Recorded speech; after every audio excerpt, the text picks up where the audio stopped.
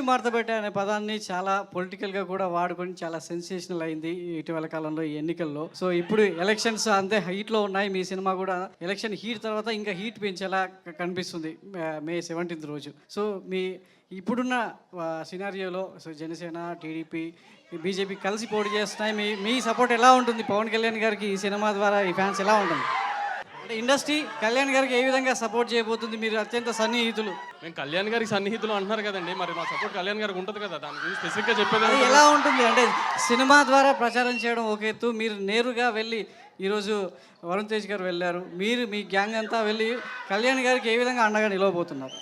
Gangs of Godavari అన్నారు, మరి అలాంటి గోదావరి జిల్లాల్లో నిలబెట్టుకోవడానికి మీ గ్యాంగ్తో ఎలా వెళ్ళబోతున్నారు అనేది?